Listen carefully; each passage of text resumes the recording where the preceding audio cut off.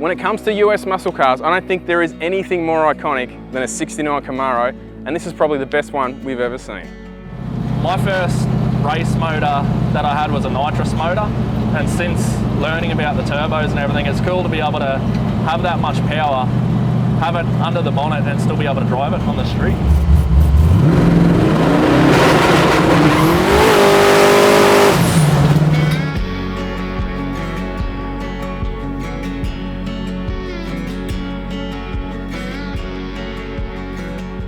So we're here with Jayden from Gray's Racing, mate. This has to be the perfect US muscle car build, yeah? Yeah, I'd like to think it's something cool to see in Australia for sure. 69, you've got the full Pro Street look, but under the bonnet, she's all business, isn't it? Yeah.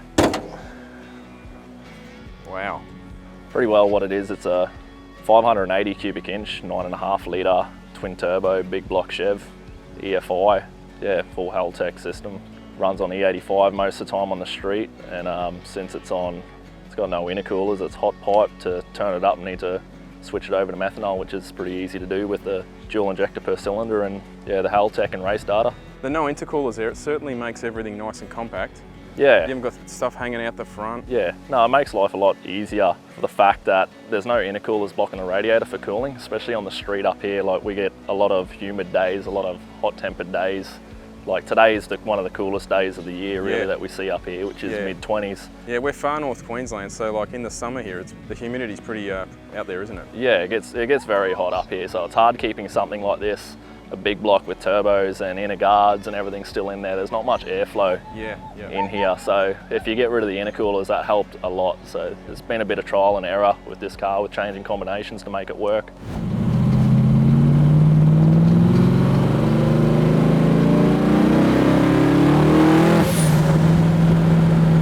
It's got a lot of torque. Yeah, it's very torquey. You just slowly roll on the throttle and it just accelerates.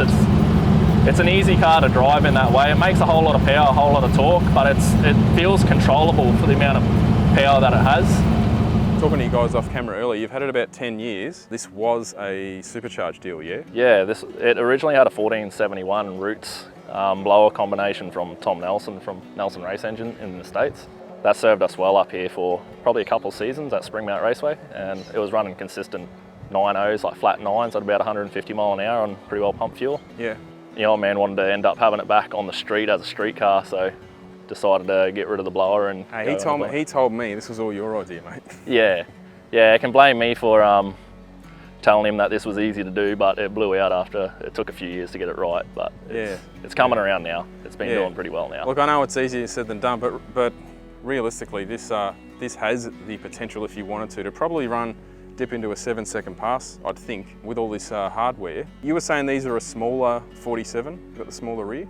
Yeah, so the idea about this was, it was always meant to be a quick street car, something responsive that you can drive around. It wasn't so lazy to get up on boost, so they're actually twin Gen 2 GTX 4709Rs, so they got a 115 AR rear housing, teal housing. So they're very responsive since they got a bit of a smaller rear wheel on it. For something that's quite a large, while it's still a large frame turbo, it's very responsive, but you're also going to get that with the cubic inch. It's going to naturally spool them.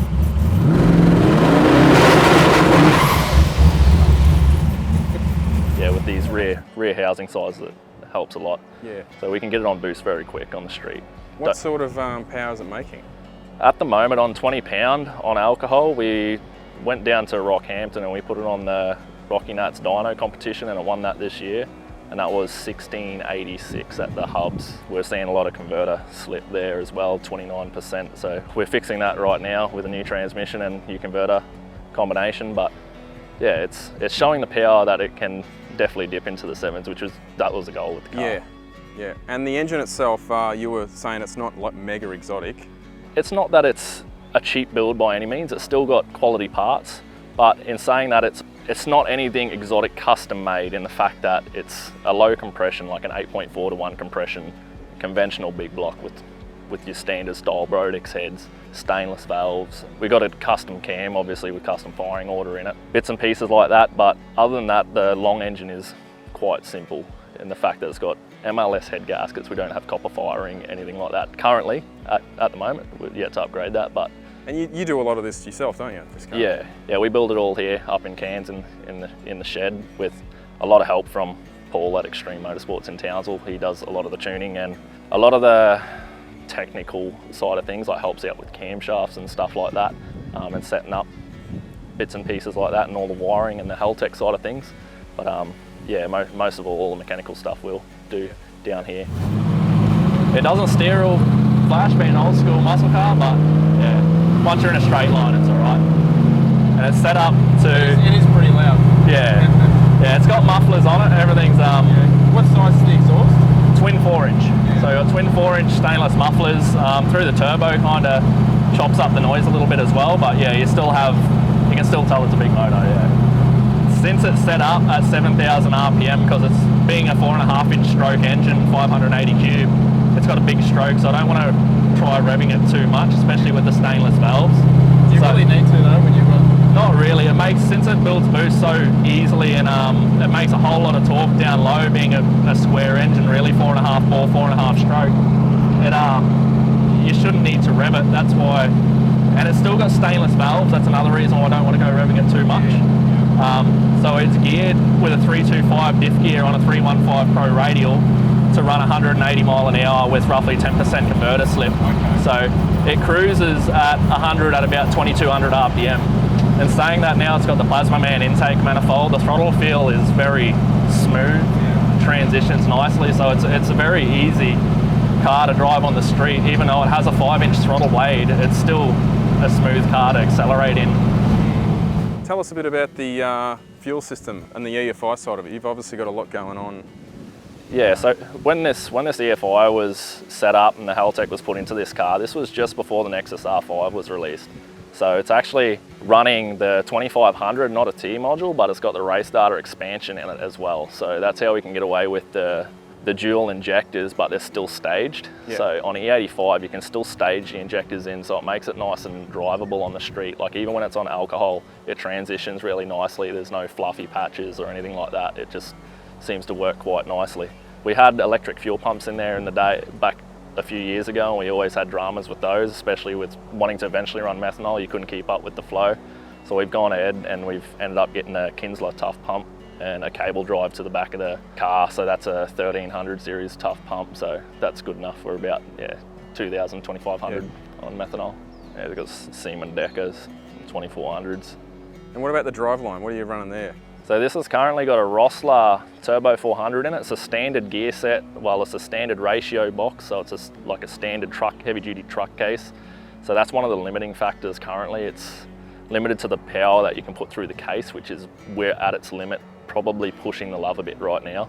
We have a new transmission currently in the shed. We're just waiting on a converter to get built, which is a large input shaft lockup transmission. So it should be able to handle a bit more power.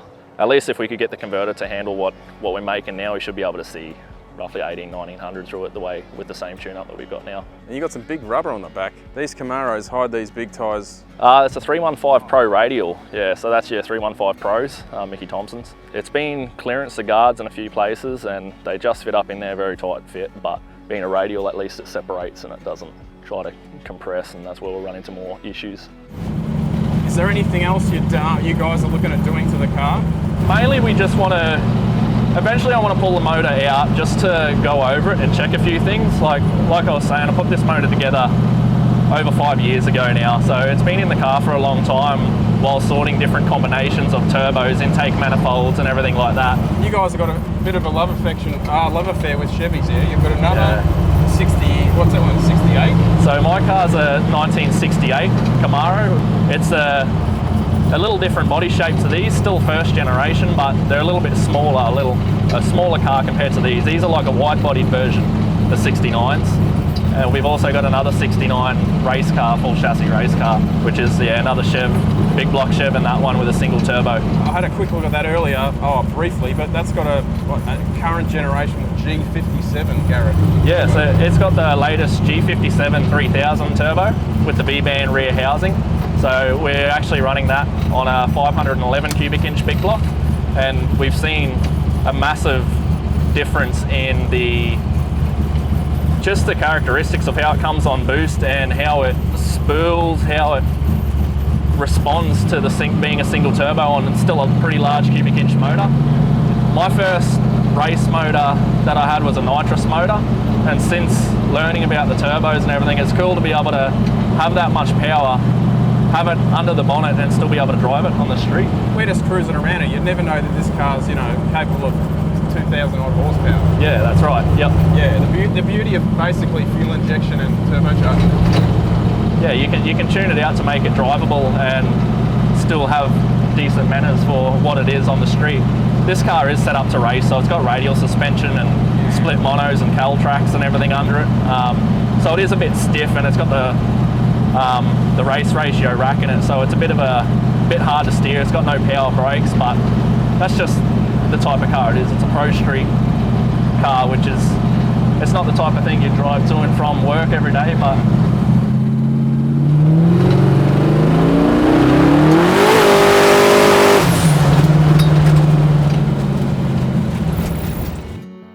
A great way you can support Full Boost is to purchase some of our merch. We've got many different styles on offer, so what are you waiting for? Grab one today at shop.fullboost.com.au. Now this one, Jayden, only runs 9s by the looks of it. So this is pretty well the first one of the fleet that we really started racing. So this is the one that I had since I was on my P plates and everything. So this was my first car. It's just a little nitrous small block Chev 406 cube.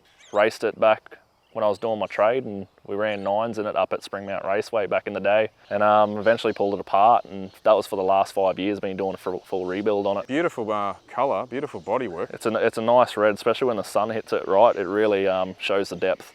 What size are those rear wheels? They're a 20 by 12 with a 3.5 inch backspace, so it's a mostly dish. It's got a mini tub in this car. That's pretty well all the tub used up though. The way it's set up with stance, there's not much clearance for tyres at the moment. She's pretty tight. As for racing, it doesn't really do too well of a hookup with the suspension the way it is. It's definitely more of a stance and a nice looking cruiser. Oh, beautiful cruiser. You'd, just like the other one, you'd get a lot of people snapping necks when they see this. Only still running the motor in. I need to put it on the dyno after my wedding in a couple of weeks, and this is the wedding car. That was what had to pull my finger out to finish the car off, was for the wedding, because you won't be the first and last bloke to say that. Yeah, and she doesn't even want me to sell the car, which is a surprise. So oh, she's a she on our first date, she helped me strip this car. Really? We're stripping the car down, and now for our wedding we're using it as, we just finished it off for the wedding car. Beautiful. So it's kind of a bit funny. The 68 and 69, they're both very iconic. They both have a very different look, similar but different, but they're both really cool. Yeah, the first generation Camaros, they're the 67, 68, the smaller shape, where the 69 looks like it's got the wide body version. Yeah. They've actually got a lot of interchangeable parts like the bonnets and stuff like that, but it's the fenders and the doors and the rear quarters that are actually different, that gives them that wide pro street look, where these are more of like a sleek bodyline type of model. This one's just a nice streetable small block. When I rebuilt this car, it kind of tumbled and tumbled. It was meant to be just I had a little fire in the boot and I just wanted to repair the damage, and then it turned into respraying the whole car because I wanted to do a colour change, and then it turned into all new interior, then it turned into all new bumpers, and then once they sandblasted it, the normal thing with old school cars, you find a lot more dramas with it. So it ended up getting completely reskinned really, other than the roof and the bonnet are the only original panels on the car. So it's got complete new doors, rear quarters, front fenders. I always had this idea of having the candy red paint job. That's what I always wanted with this car. Oh, it looks unbelievable. It's kind of a little bit opposite of the black car, where it's. I thought from a distance, I'm like, is that the same red? Because obviously it looks very similar, but it is a little different. Yeah. Yeah. So red with black stripes, and now isn't it amazing? You've essentially got two similar, the opposite paint job. How different it makes the car look. Yeah.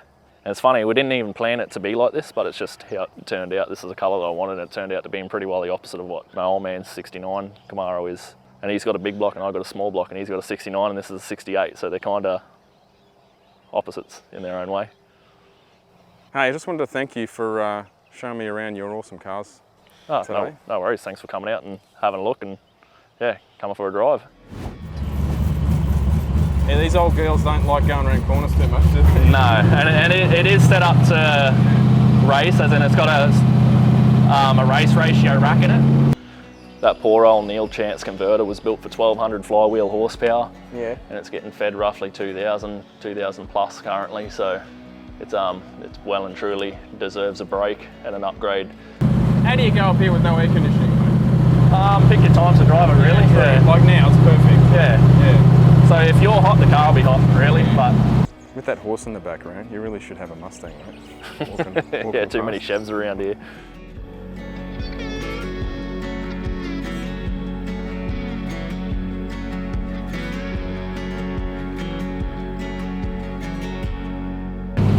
So we have to travel 400 k's down to Townsville to pick up the fuel and bring it back up.